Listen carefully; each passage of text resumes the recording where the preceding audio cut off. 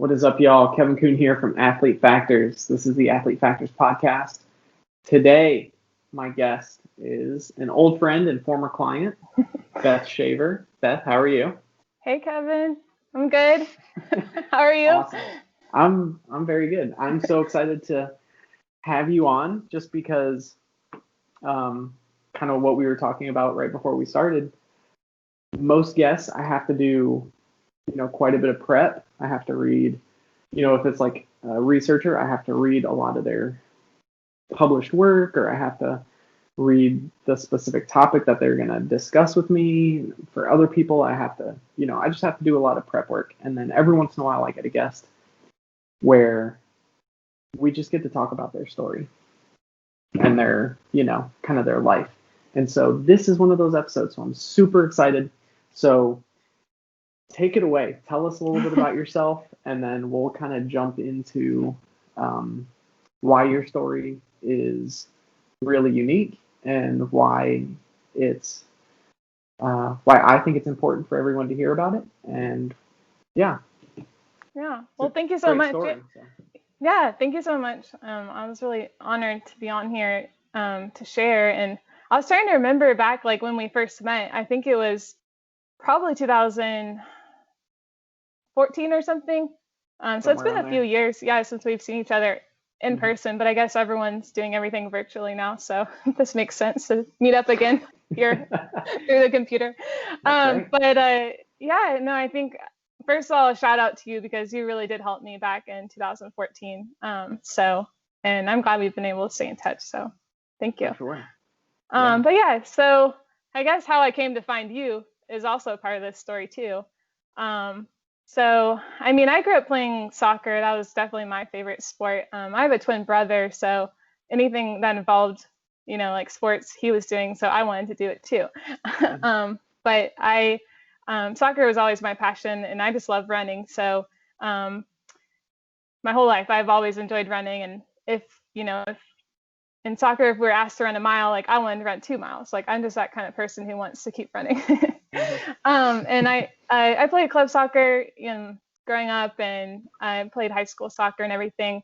Unfortunately, I did blow out my knee from ACL in my sophomore year. Had a reconstruction the next year, and so it kind of derailed my plans to play further past that. But in college, I got into running, I guess, like half marathons. I was kind of like right when I had just gotten into that. Just like running straight lines was recommended at that point. And so that was good for me. And I really enjoyed that distance and was doing half marathons a lot in college. But right after college, which was in 2011, probably like 2 weeks after I graduated from college, I injured my ankle in a soccer match, colliding with this other player. And unfortunately, it was a really bad injury. And what looked like one surgery turned into 4 surgeries. And I went from, this really active lifestyle to being on crutches and like looking at really just a really bleak outlook. They told me that I got complications from some of the surgeries that led to complex regional pain syndrome type 2 in my right leg, and it unfortunately spread to my left leg. And at one point I was in a wheelchair. And so it was really like crazy to go from like a life of fitness and someone who loves running to, really like just in pain and being on crutches or in a wheelchair at 23 years old. And so by then it was about 2012 when I was still going through these surgeries, and I was traveling around the country. At that point, I was still living in San Antonio, but ended up traveling all over the country trying to meet with different doctors and see if there's anything else that could be done. Even trying to consider elective amputation, because I thought I've got to get back to running. Like if there's nothing else we could do to with my leg, like let's cut it off. Like at that point, I wasn't even worried about that. I just wanted to get back to like anything to get me back. I was willing to do it. And unfortunately though, that's not really a good option with complex regional pain syndrome to amputate. So I was really in like a hard spot. I just kind of enrolled in this pain management program and just kind of like learned to cope and I like just know that like, that your life, unfortunately, like there's injuries that you just don't recover from. And, we're sorry to tell you that. And I was like, no, that's not going to work for me. Like, I can't just be in a program like this and consider it done. Like, I'm sorry. Like, that's just not, there's got to be something else that can be done. And this is so not an option. Yeah, this is not an option for me. So thank you. Like, I appreciate that. And like, I'll take Yeah. some notes from this, but like, I'm going to have to keep looking because I'm too young for this. And also I just love sports and being active. And so I think it helped being an athlete up to that point, having that mindset of, when the going gets tough, like you just keep going. And so I felt at that point, I felt really strong still, like, and I felt, in my heart, like I felt like I was not ready to give up. And so I had that going for me, as I felt really still pretty positive, even though it's not that positive at that time. I still felt like, I'm going to find something.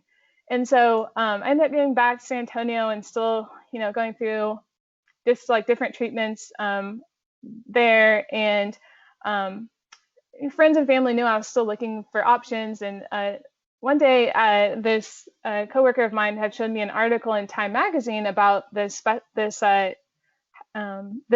that was allowing wounded soldiers to go back to war and deploy again. And it was this really cool carbon fiber black carbon fiber brace. And it was really awesome to read how these devastating injuries, much worse than mine, like blast injuries that happened to soldiers, it was allowing them to deploy again with their leg. And I thought, okay, like I have to get this. Like this will work. If this works for them, it's gotta work for me. And so I remember taking the article, showing it to my doctor that time, and he was like, oh, like unfortunately that won't be available to civilians for probably a while.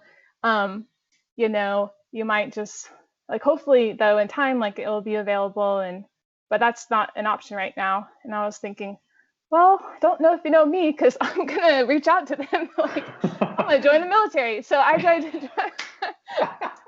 I was like, okay, I'm gonna join the military. Well, unfortunately, that didn't work out well, and so talk about ulterior motives. Yeah, and so I tried, and they're like, no, not if you're still on crutches, And so I thought, okay, well, that's not going to turn me. I'm going to figure out who designed this brace, and I'm going to ask them directly.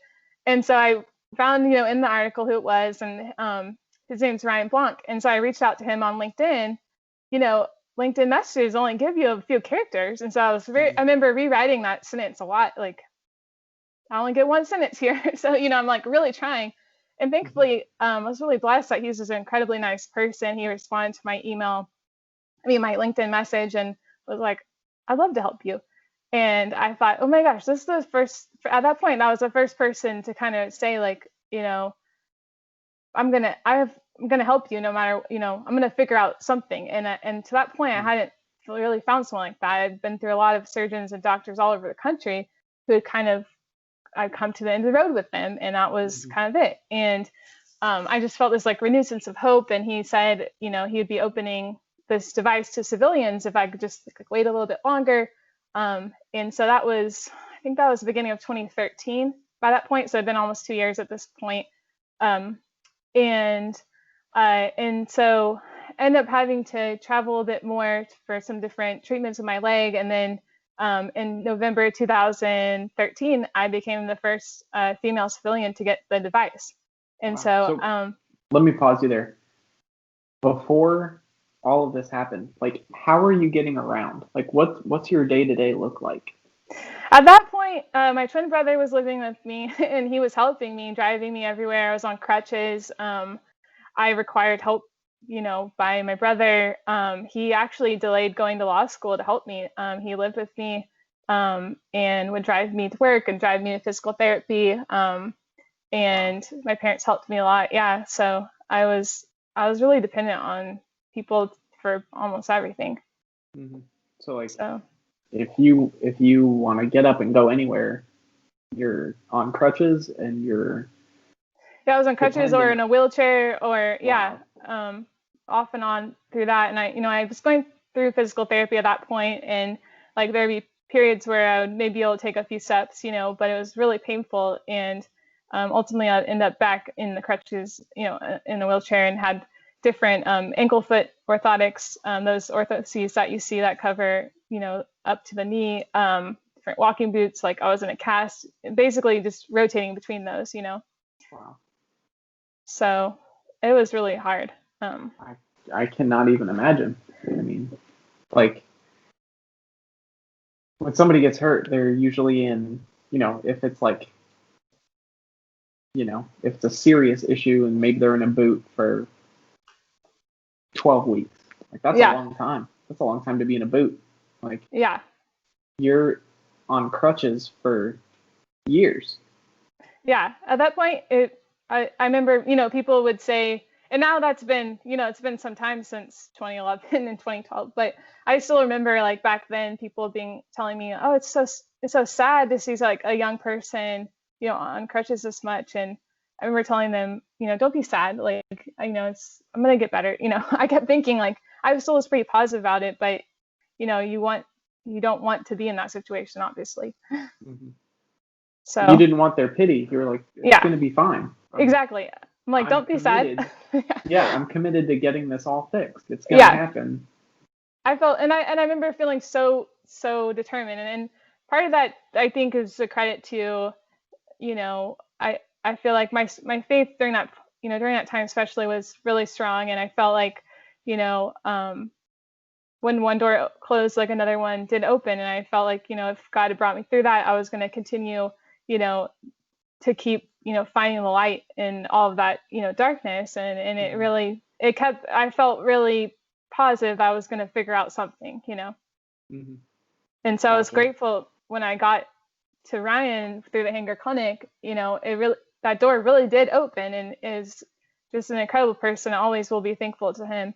But when I got that device in 2000, the ExoSym in 2000, November 2013, it had been over 2 years since I had walked. And so I became the first female civilian and the second civilian person to get it. And so I flew to Seattle, which is where that Hanger Clinic location is located, where they have the ExoSym.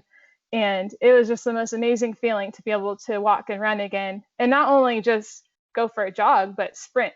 And I remember them saying, come back. Like, like I was like running off down the street, and they're like, whoa, slow it down. I'm like, what do you want me to do? You want me to go run a mile? Like, what should I do? I was so excited. I'm like, what should I do? I'm so, like, I was so excited. And at that point I was pretty much there by myself, because my parents had exhausted all, vacation and sick time with work, that I traveled there by myself. And super nice people in this little small town there that like let me stay with them. And when I, ran out of like hotel, money and stuff, and people are just incredibly kind during this time. And it just like really like brought my spirit back to be able to run again. Like when you're an athlete and that's like your way of life, to get that back, it still actually gives me goosebumps because it really transformed my life. And I finally found, like, I was like, this is the reason I held on for so long, and it's like kind of emotional to even talk about that, because it was such just an amazing transformation, that getting that device that day. And that was definitely one of the best days of my whole life. I believe it. Like, I totally believe it. Like, and that was the device that you had seen me with, Yes. And when I met you in Dallas. So I think actually right after that, I ended up moving to Dallas, which is where I met you. And so part of getting that device was going through this physical therapy program. So it's this carbon fiber, hybrid prosthetic device. And so using it, you use it full time, you don't really take it off. And so I need, you go through physical therapy, and you I hadn't really walked normally, without crutches in so long. So they suggest that you kind of work with someone back at home, physical therapy wise, or like a trainer or something. And so I think that's actually how I found you, because I was looking for someone who had movement, like who was actually not just a trainer, but someone who had that mentality of understanding how the body and biomechanics work, and could kind of bridge that gap for me. And that was actually how I found you. Crazy. So I was really glad. Actually, I don't know if I found you on the internet or somehow I was lucky to find you, but Yeah. I was really glad I did because you helped me a lot, and that was right when I got the device. Yeah. I remember like our first meeting, you had kind of mentioned kind of what was going on, and I was like, Yeah. okay, well, what do you want to do? And you're like, oh, just like some adventure racing. And I'm like, what? Okay, all right. Like if that's what we're gonna do, that's what we're gonna do. As much as possible, I feel like there's too many people out there who they think they're being realistic. They think they're trying to be reasonable, Mm-hmm. and they're like, no, that goal is not for you. That's too lofty. You're gonna hurt yourself. You're setting yourself up for disappointment and failure. And I've seen too many people leave a doctor's office or a physical therapist or a chiro or whatever, Mm-hmm. and immediately go and do exactly what that person told them they couldn't do. Yeah. So I try as much as possible to be like, let's see. That's try a good it. point. Because when someone tells you don't do that, it's like when you have that on your heart to do it, it's like it's kind of hard to steer them off that. So yeah, you were good about it. Was I think that was actually the race where it was 120-mile kayak biking and running from Key Largo to Key West, and you were like, Yeah. I remember everyone All being right. like, "Is this a good idea?" I really wanted to do it, and I was thankful that you didn't stop me. But that was. Sorry, go ahead. No, I was gonna say that was the first thing I did after getting the device was sign up for that race. So that's. Yeah. Well, I know too many endurance athletes who, if they go to a medical professional who tells them, like, oh, you're injured, or oh, Mm-hmm. you've got this situation, don't run for 8 weeks. Yeah. Like, don't run for a month, and then let's see if that issue goes away. Like, they're not gonna stop. Like, they're it's so hard to training stop. for something. Exactly. When you're training for something, you're not gonna just stop. You're not gonna stop. Like, I didn't stop running when I got injured in college. Like, I had to change things. I had to adjust. Yeah. But if I went to an athletic trainer because I was having issues with my hip or issues with my whatever, and they were like, hey, you've got to stop running for 2 weeks, I would have said, okay. And I would have turned around and left. And like, it's just too often Mm-hmm. the remedy is, or the prescription is, don't do whatever.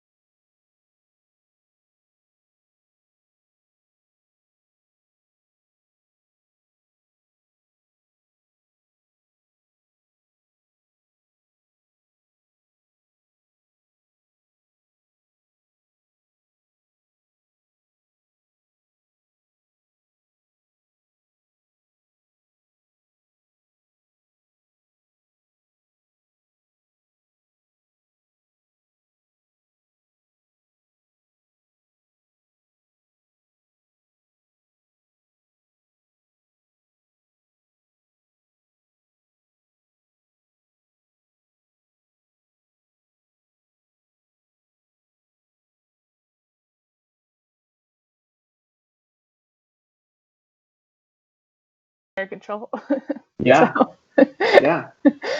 But then you went and did it. Yeah. So I went and did that, and it was awesome. Like thanks to you, I was able to do that, and it was so cool. Thanks to you. You did it. You did all the work. Like, I didn't do any of the training. Yeah. Well, you helped me. Okay. I'll take this much credit. Okay.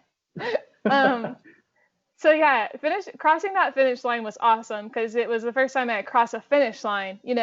Well, actually, I did run a 5K in between that, but to me, like Doesn't count. 5Ks were never, to me, a 5K is always like, no matter what, even if I haven't run one in years, like I just will always want, I feel like it's not enough. Like I just want to be running more than that. So even though it was my first 5K in between there, I still was like, okay, I got to do this. That's cool, but I got to do my 120 mile. Right. So 5K it was is as far as I want to race. okay. I don't want to do anything further than that. I just feel like I feel like a 10K is my favorite distance. I'm looking forward to when I can do that again. But so when I crossed that finish line in Key West, it was just awesome to like literally cross a finish line. You just forget what that feels like, you know? And it kind of just catapulted me into feeling like I was capable of doing so much, you know, because I'd never done something that far before. And so I just, along with getting that device and finding my new, like, you know, sense of my athlete freedom again, I just felt like I've got to take this as a gift, because I was once looking at maybe not being able to do this again, and it felt like, wow, this is a gift. And so I wanted to use what I've been through to help other people. And so I started a blog to help other patients with the ExoSym, and kind of like a lifestyle like blog thing. And I just wanted to make sure I was paying it forward in some way, you know, because I felt like I've been helped and I wanted to help other people. And so I really got into doing that, and I felt like, wow, I really found my calling. And so it felt like everything was going pretty good, and I felt like, wow, you know, I've been through this injury and I'm on the up and up. Like like life is good again, you know. And it doesn't matter that I have to wear this brace, you know, for life. Like I was totally okay with that. It, you know, it helped me, and it allowed me to live the life I wanted to again. And so I got into CrossFit, and I started, you know, traveling and doing all these different races, and running half marathons again. So a couple of years went by. And so in 2016, I was living in Austin at that point, and got really into CrossFit. And unfortunately, one day at CrossFit, I was climbing a rope to the ceiling, and I let go of the rope at the top. On the way down, it was burning my hands, and I let go. and I remember falling, thinking, oh, I better land on my ExoSym because it's carbon fiber, like maybe it will help me or something. And so I landed right on my bad, you know, foot, and my heel hurt so bad. My heel hurt really, really bad. I remember thinking, oh God, I think I broke my heel. But How high up do you think you were? I'm really bad with that, like numbers. Like, what is the normal height of the ceiling? I mean, like it's. I don't know, it was like definitely double what a normal, like what a, you know, what a room is like. Okay. It was really high. It was maybe like, I don't know, 20, 30 feet. I think maybe 20 some ish feet. Okay. It was pretty high. Like it was definitely where it like, you know, made an impact.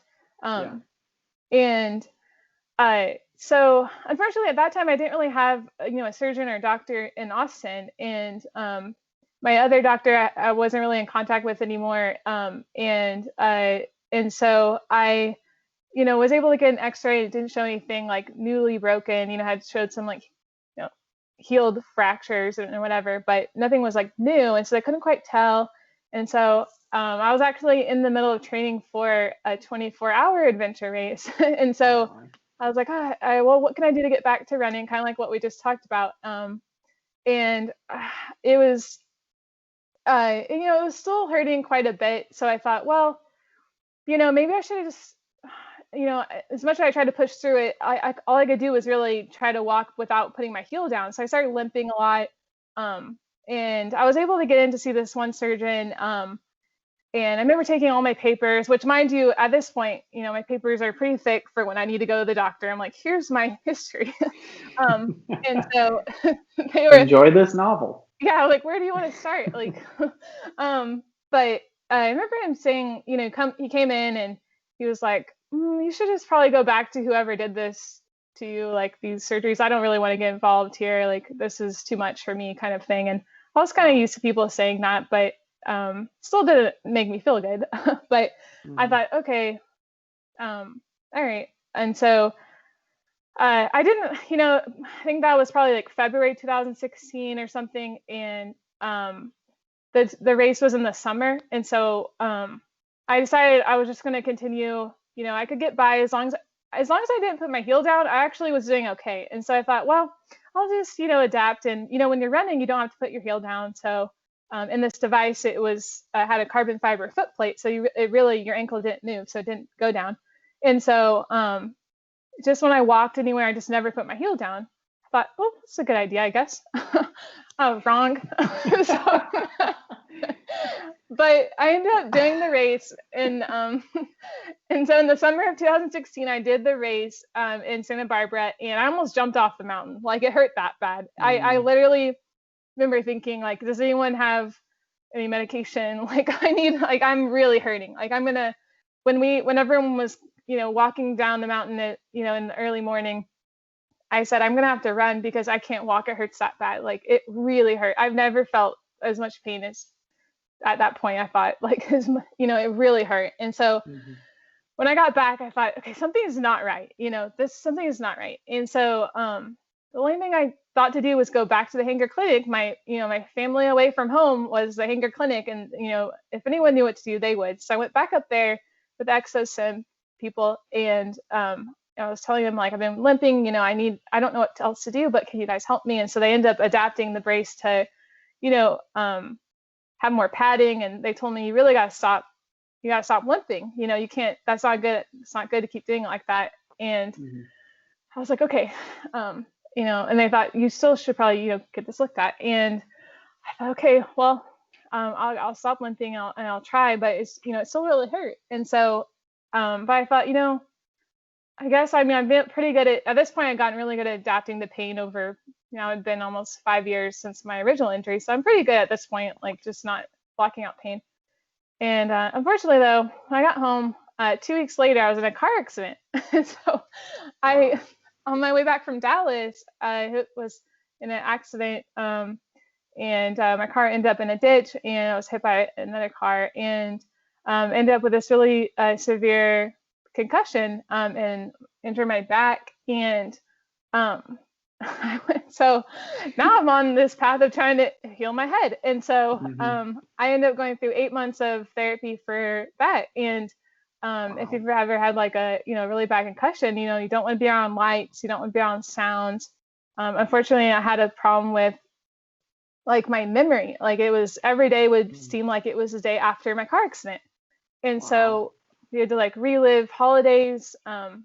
Like, I never forget seeing, in HCB, when they put up like a holiday thing, like, you see Valentine's Day decorations, and obviously it's about to be Valentine's Day. Well, I would see that and think, why are they doing that? It hasn't even been Christmas. And I would have to then go back and remind myself, like, Christmas has already happened. And so the accident was the accident was December 4th of 2016. And so I would always think it was December 5th. Like, it was very strange. And so though I could, like, easily, it was like Groundhog Day, yeah. But I could, once I, like, reasoned it out and everything, I could figure out it wasn't that day, but it took a lot of work. And so about 8 months of therapy through that, did a lot of, really had a really great physical therapist. And I was sent to a speech therapist type person, who actually at one point told my dad, I really think that, Beth's, like, failing these tests we've been giving her, it might be best to, like, really consider her moving home and just, like, being, like, a bagger, or, at that point I was still working full time, mostly, and in human resources. But this speech therapist had suggested I kind of lower my expectations for, like, a recovery. And I remember my dad saying to her, on this, conference call with her, like, I don't think Beth. I don't think Beth. She doesn't like when you lower expectations. And I was on the call too, so I'm listening there, like, I'm a part of this call too. And so hold me back, Dad. I'm about to let loose on hold this me back. Yeah. And so that was my last meeting with her. And so I, thankfully didn't, it's like, when you can't advocate for yourself, you have to have someone who could advocate for you. And I was really glad my dad did that for me. And I've made a full recovery. I mean, though sometimes I do have to look at the date and see what it is. It's never quite been the same, but I mean, I have made a full recovery like otherwise. Hmm. um, so I don't really like to be around like lots of bright lights, but somewhat normal, I guess. But anyway, so I went through that car accident. And so meanwhile, my leg is still hurting, but I hadn't had a chance to deal with that. And so now it's 2018 and I'm like, oh God, my heel is really like at this point, it's gotten really bad. Like my It's been condition, hurting this whole time. yeah, it's been hurting the whole time and it's But your gotten worse. head is more important than your Yeah, heel. So. exactly. So I was like, gotta get the head right first. And so now we're Oh back to man. trying to fix the heel. And at this point, my leg is really deteriorated. Like I can barely even limp at this point. Hmm. And with complex regional pain syndrome, it changes the color, temperature, and everything in your leg. And it was pretty stable in the ExoSym, but had gotten worse since this fall. And so it was dark purple and it was really cold. Wow. And it causes like really extreme burning and I couldn't get it to stop. It was really bad. My contracted and everything. And I couldn't even limp at this point. Like it hurt that my whole leg was hurting. And so I thought, okay, I really got to find someone to help me. And so Hmm. I was really, really thankful actually. Um, I was like praying, like, dear God, please, like, just let there be someone who wants to help me because it's really hard at this point now having that many surgeries that like no one was really wanting to get involved. It's kind of complicated.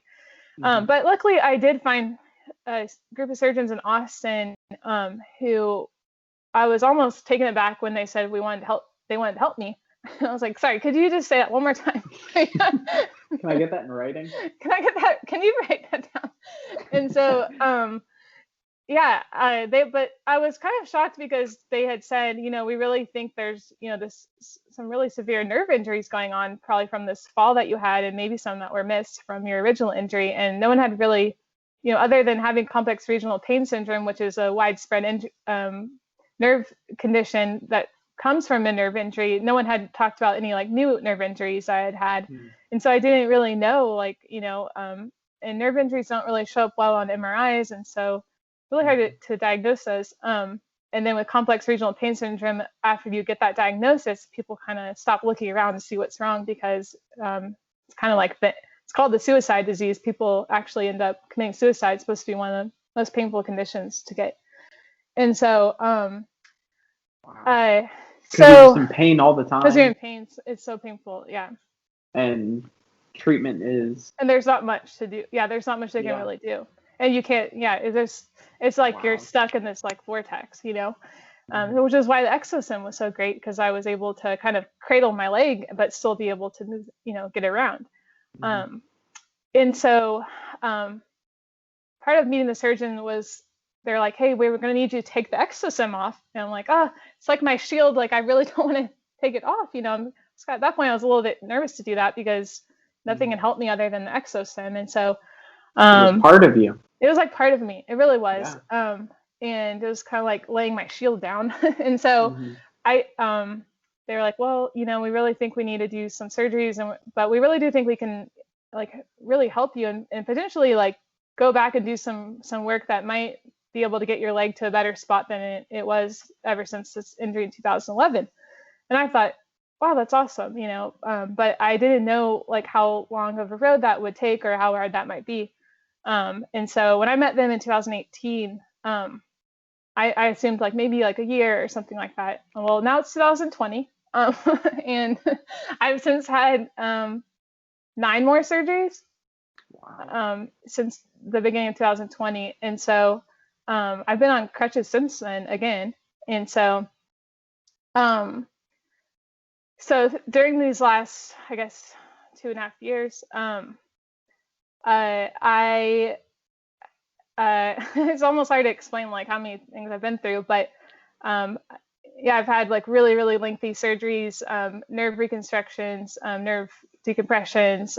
Like they've done some work to kind of lengthen some of the tendons in my ankle and fix some of the things that have kind of happened from the fall. But it turns out probably when I fell from that rope, I crushed, like had some triple, they call it like a triple crush and nerve injury. had those like all the way up from my heel all the way up to my knee. Wow. And then probably just like running on it and doing all those things for 2 years that, made it worse, obviously, made everything worse. And so Every I've, step landing with that heel yeah, up off the ground. exactly. I Mm-hmm. definitely made it worse. Um, but I didn't know what else to do at that point. So, Mm-hmm. but I've had two nerve stimulators implanted, which are like pain stimulators. So like similar to like a spinal cord stimulator, they now make them to where you can implant on the actual nerve, which is a little bit more targeted. So those have been helpful, and they've made a lot of progress like since this has started, but it's been hard in the moment to kind of see when you're still on crutches to realize how much progress has been made. Mm-hmm. I kind of have to remind myself, like I actually really have come a long way, and like the pain is definitely better. And I just had my last surgery like about 2 weeks ago. Mm-hmm. And this one has been a better recovery than all the previous ones, and I think that's because we've finally got through a lot of the injuries. They've had to do them in stages just because there was so much, and they couldn't do it all at one time without recovering well. And so a Yeah. lot of the About surgeries. how long between surgeries, and what is the like rehab look like before they can do another surgery? So I would say it felt like been about like every 3 months or something. It would be about another surgery, sometimes closer together, sometimes a little bit further apart. But Mm-hmm. um, I've been in physical therapy the whole time, like during these surgeries, and thankfully I've had really awesome PT here in Austin. But we try to get it to a spot where, I mean, the end goal, I guess, with surgery always is to do the least amount as possible. So, they'd Mm-hmm. always, with each surgery, we try to see like, is that going to be enough? Like, would I be able to walk without pain without that, or is it better enough? And Mm-hmm. and so far they've always had to keep going. And so um, each surgery would kind of try to determine if another one was necessarily needed. Um, Mm-hmm. like could I get by with not having, because obviously like the more you cause trauma to the body, it's not always the better thing. And especially with complex regional pain syndrome, any like injury to nerves can make it worse. And so it's always a little bit of a risk. Yeah. You don't want to fix one problem and create another. Right, and create another one. And then, yeah, Mm-hmm. it's to be on crutches again for like another 2.5 years, probably not a good thing, Mm-hmm. or my other leg, which, so there's like some drawbacks, obviously, like, my wrist is kind of hurt, like after being on crutches that long. And even during this time, I got a dog and I've been walking him like a mile and a half or more a day. So, like, it's not like I'm just, you know, I'm pretty active on my crutches during this time. So, Mm-hmm. yeah, they've had to do it though in stages, just to try to see like one for like my health purposes, and then two just to see like is another one warranted. Yeah. Um, Yeah. so We talk about when it comes to exercise, when it comes to like nutrition, we talk about minimum effective dose, and like that's mhm, yeah, that's very much a like medical terminology as well. But I've never heard of it being applied to surgery. But yeah, when there's something this complex where, like you said, you've got all of this background, let's call it, where you've had, you know, 4 surgeries before the last 9. hmm Like, there's so much going on. And yeah, I'm sure so many surgeons are just like, I don't want to deal with this oh, because, there's so many, yeah. yeah. They really are. And honestly, I don't blame anyone who doesn't want to like help Mm-hmm. me, or I don't blame.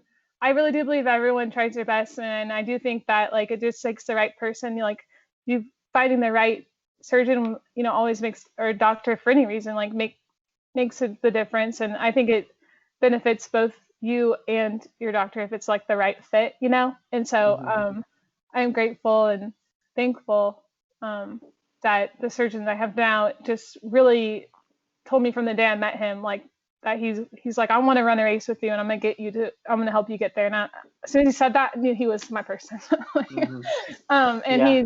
he's an awesome guy, and like just really, even like the times where I thought, oh my gosh, I don't know how much longer I can keep doing this. Like I need to get back to my life. Like I'm struggling to continue on this kind of surgery, path. He's been very motivating to like just not give up, and so I am very thankful for that, and also just thankful that from now, since 2011 to now, there's also been like advances in research and things with complex regional pain syndrome, and then just in nerve surgery, which is a very specialized specialty, especially in the leg, that is hard. You were telling me a little bit about that when we talked on the phone, about how the type of surgeon that you need for nerve damage is like a hand surgeon, right? Well, I mean, yeah, when I first injured my ankle in 2011, when I required nerve surgery, they sent me to a hand surgeon because they're like, well, hand surgeons are the ones that are, there's no leg nerve surgeon, and I went to a hand surgeon, and and that was considered pretty normal. But this surgeon I have now is actually a peripheral nerve surgeon for the foot and ankle and lower limb. And so I was like, gosh, where were you when I really needed you too? So I'm glad that that's kind of becoming more well known, because in 2011 I was not aware of that. So yeah, I think it's come a long way in 9 years. It's come a long way, and even research in complex regional pain syndrome has come a long way.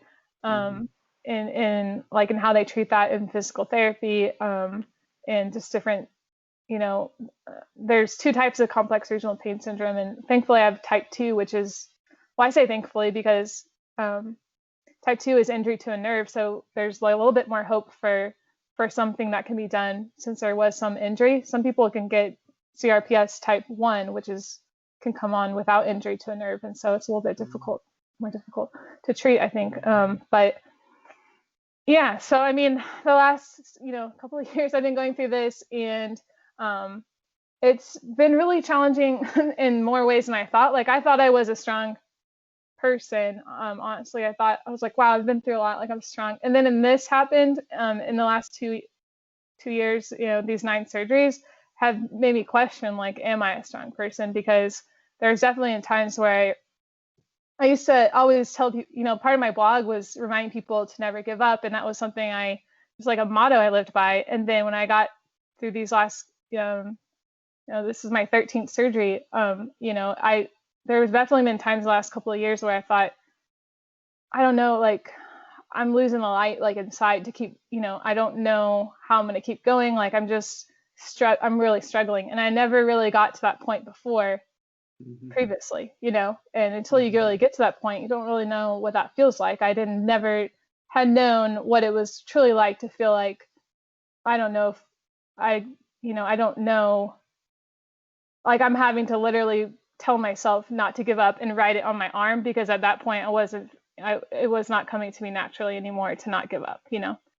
And so that got to be really hard. And I was thankful I had my dog actually, who needed me because he needed to go for a walk and he needed to be outside, and I wasn't going to be, going for a crutch walk like by myself, so I'm glad that he needed to go for a walk. And, he wakes up every morning. He's a Labrador, super excited for breakfast. Like he loves breakfast. And it was kind of funny to me. So it would make me laugh in the morning, like how hungry he was.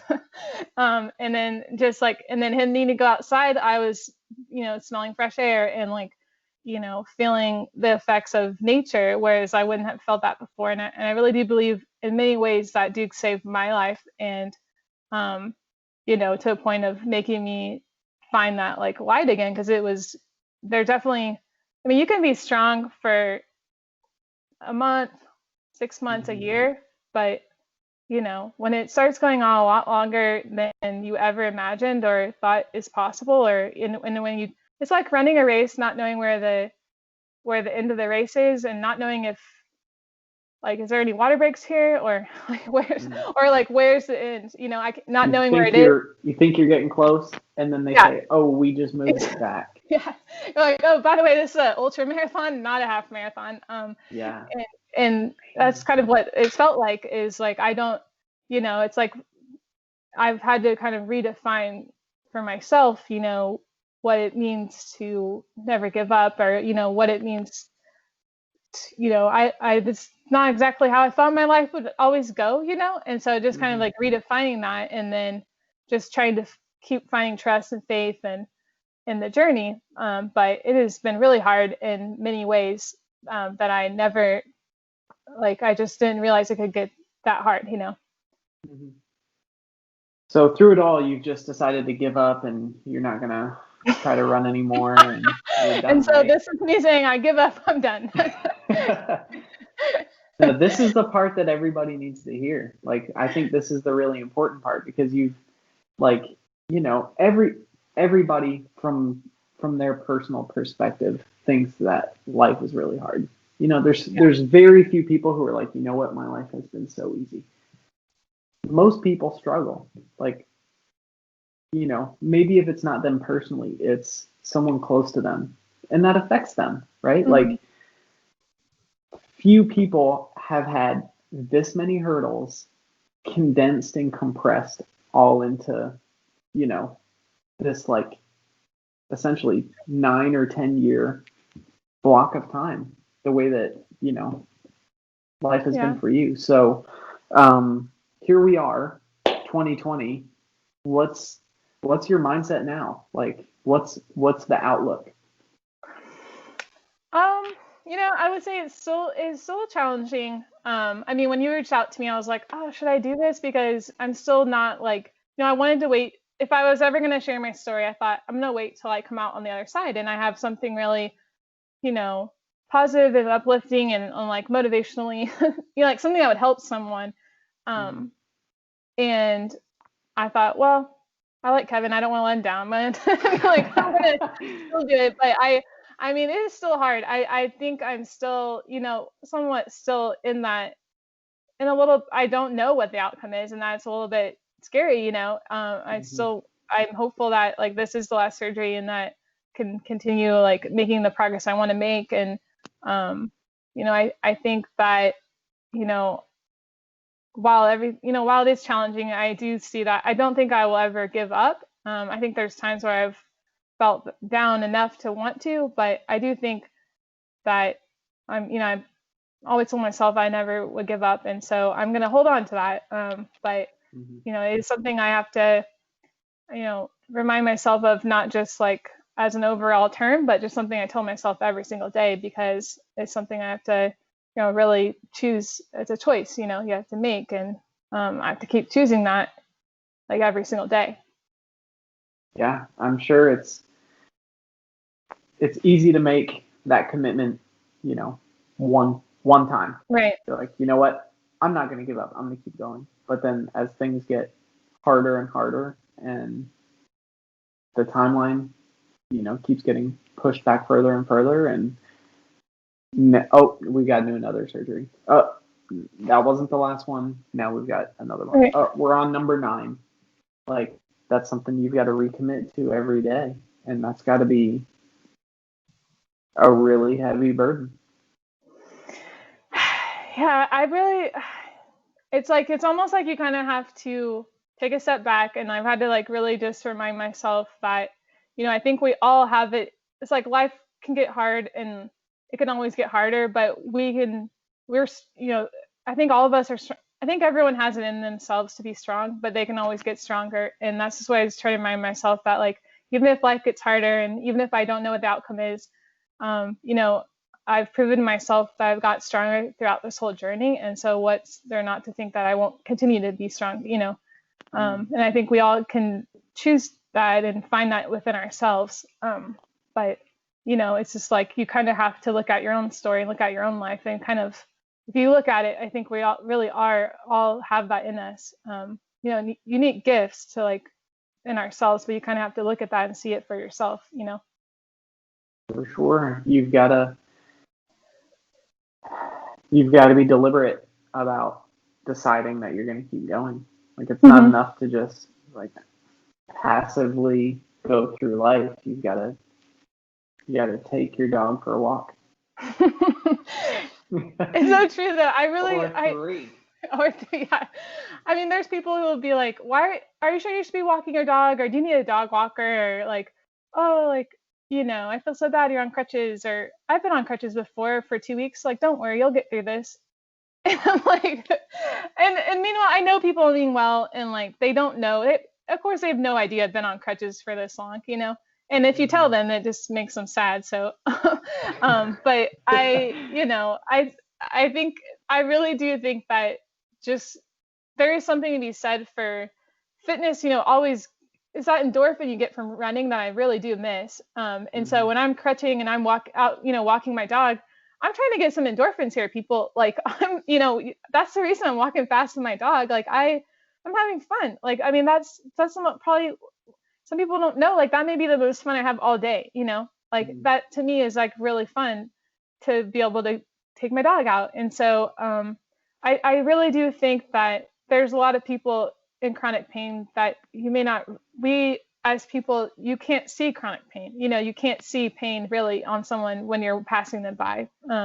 So I think it's a hard thing, like, for people to see. And I noticed that a lot with my head injury. It was like I never had an injury before where people couldn't see it. And I think that's like, something, if you can't see an injury, it's a little bit different. And of course, obviously you can see I have a leg injury, but like people can't see when you're struggling or maybe they don't know why you're walking your dog that far. But I do believe though that it has a really positive effect on mental health to be outside and fitness. That's why I think I've always loved anything active, is because it really does something for your body. And I'm glad I've been able to get it back out there. And if it wasn't for my dog, I don't think I would be.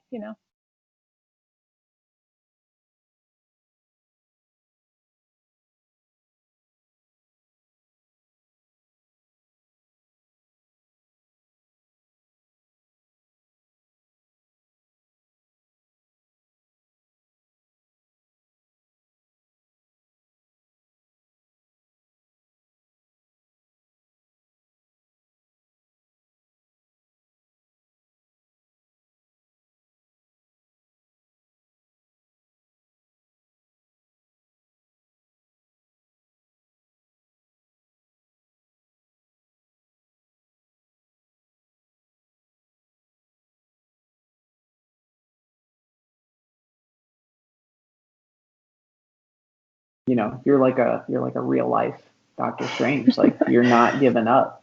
And like, I think that's, in some ways that's way more powerful than a superhero. You're like a real life hero. You're Thanks. you're providing a lot of like powerful inspiration for people who've not only dealt with injury but are like currently dealing with pain right now, whether it's um, sport injury related or otherwise. And I think that's why I wanted to have you on. Like, Well, thanks. Well, thank you. I do think we're all, going through stuff that, obviously things we don't post about on social media. There's a lot of things that everyone faces, as things that you don't always talk about. And most of the time you want to share like the end story. You want to see that victory. You want to be like, and this is how I made it to the end. But what about like when you're still in the middle? And thanks for asking me to share, because honestly I probably wouldn't have unless you asked me. Because it's being in that middle part is hard. And it's I just hope that, like, if anything, someone takes from my story that life is hard, and like it is hard for everyone, and no matter what challenges you go through, you've got to find it in yourself to choose to go on. Like, remind yourself why you never gave up to begin with, and keep going, because you can. Yeah, I can't add to that. Like, that's perfect. That's it. So I think that's the takeaway. Like, that's what everybody needs to hear right now. So Beth, how can people follow you or reach out to ask you questions, or send you a little love and encouragement? So I have Instagram. It is private, but you can sure reach out to me. My handle on Instagram is, for a second I forgot it. It's Beth.Shaver. So you should be able to, it's SHAVER. So Beth, BETH.Shaver. Awesome. I'll throw that in the show description so that people can Okay. link to that directly. And yeah, I mean, it's quite the story. I think just hearing it provides people like a lot of context for. I don't know if this sounds weird to hear, but like hearing your story reminds me like, okay, there's always somebody who their circumstances may seem like way worse, and they're not giving in. They're not stopping. So like whatever problems I have feel relatively small when when I'm reminded of what you're doing. And so that's super helpful for me to be like, hey, don't complain, quit complaining, refocus, like get to work, get it done. Like set goals and work till you get them, because there's other people out there who are doing it, and they're not letting their hurdles get in the way. So, Well, thank you. But I do think that, I think that we all have our own challenges. Like I'm sure you have things, that you're facing too that are, I do think that we're all in our own ways, fighting our own battles. And, but I thank you for, yeah, no, thank you. Thank you again for having me. And again, super honored to be able to come on your show and everything. I appreciate it. no, the pleasure has been all mine, and I know that everybody watching and listening has enjoyed listening to you tell your story, and is backing you, cheering you Well, on. We're on hopefully, your team. maybe once I'm able to run again, I'll have to We'll somehow get you back on. provide an update for everyone. We'll get you back on after you run your race with your surgeon, and you can tell us all about that. Okay. All right. Sounds good. Awesome. Perfect. Alrighty, y'all. Well, thank you so much for watching and listening. Go follow Beth, and stay tuned for next week's episode. Adios. Bye.